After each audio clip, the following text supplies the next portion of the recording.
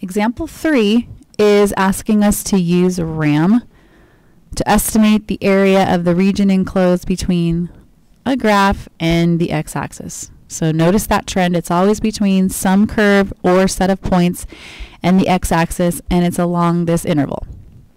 So the problem here, or not the problem, but the difference between this example and example 1 is that it doesn't tell me whether it's going to be L, R, or M. I don't know whether to use left endpoint, right endpoint, or middle endpoint. It just says RAM. So this is kind of our book's code way of saying to use all three and then come up with the best estimate. I think there might be 2 or 3 problems like this in the homework, and so I would like you to use your calculator just to kind of save time. And because I want you to recognize something, but it would take too long to do it by hand, so I'm going to have you use the calculator. So this is where we use that RAM program or the Riemann program that I gave you earlier. So we're going to use the Riemann 83 program. And we're going to look at trends. We're going to slowly increase the number of rectangles that we use. And we're going to do left endpoints, right endpoints, and midpoints and kind of see a trend and come up with the best estimate. So if you could take your calculators out and go to your program section, find the Riemann program. Mine is at number 7, so I'm going to just hit number 7 and then hit enter. And enter again. Okay, so we're going to go ahead and put in the curve, which is 1 divided by x. We will enter in the lower bound, the upper bound, and the partitions. I'd like you to begin with 10 for now, and then we'll slowly increase that to 100. So go ahead and put in 10. And as you can see, it's graphing the part of the curve that we need between 1 and 3, and it also has the boundaries marked for us. Okay, so I'm going to go ahead and hit enter. When you hit enter, it takes you to this menu. Let's go ahead and find the left sum first. So just hit the number 2, and it draws the rectangles in for you, and then at the bottom it gives you what the sum would be. And so I'd like you to just sort of keep track of that in a little table.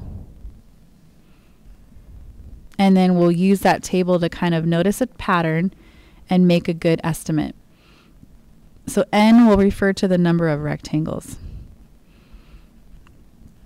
And then also, this is not something that we're going to actually do in any other section. This is just for this section, just for us to understand the concept better.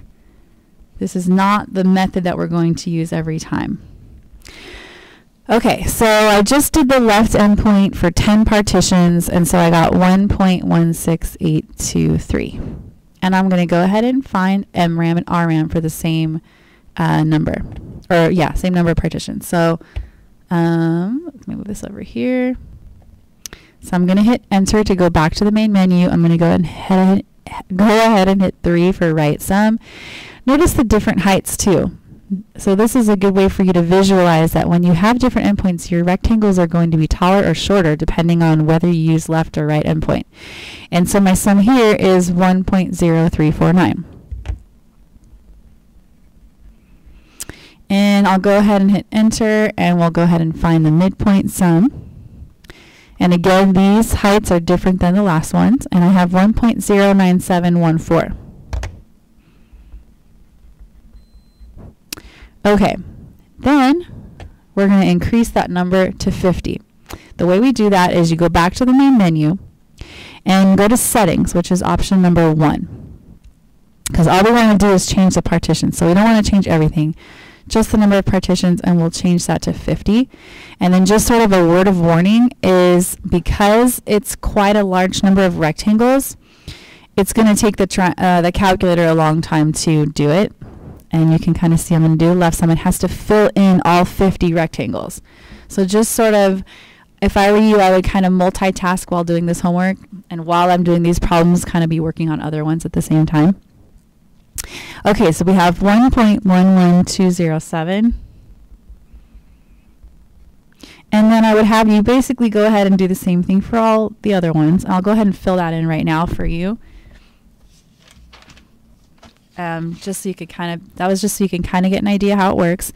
And so when we do the rest, we end up with 1.0986, 1.0854, and then this one ends up being 1.10531, 1.0986, and then 1.09198. Okay. We are now supposed to make our best guess, our best estimate based on these trends, based on all this data we collected for the area enclosed between that graph and the x-axis. And it looks to me like this data is heading up towards 1.09, and this data is heading down towards, or no, they're both heading up, excuse me. This one was heading up, this one's heading up, and so is this one, towards that number. And so to get our best estimate, it would probably be a good idea to add all these together.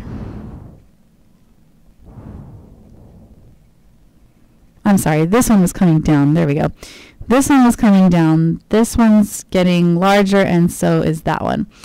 And so we're going to go ahead and average these together. Divide that by 3. Oh, and also when you want to quit this program to use the rest of your calculator, hit Enter, and then hit 7 for quit. Otherwise, it won't quit. Okay, so now I can use my main screen. So I have 1.10531 plus 1.0986 plus 1.09198. I'm going to add that up and divide that by 3. And so there goes my estimate. And so that's sort of using all the data. That's the closest we can get to finding the area between that curve and the x-axis. Okay, so again, you would only use this long drawn-out process just for the sake of seeing a trend. The more rectangles you use, clearly you get to the better estimate. The midpoints tend to be better because you don't have as much overlap or underlap. And so these are just kind of trends that you are to notice as we go through this. And they're only going to be used on these homework problems. Okay, so having done that one, now we're going to go ahead and move on to example 4. And so when you're ready, go ahead and begin example 4.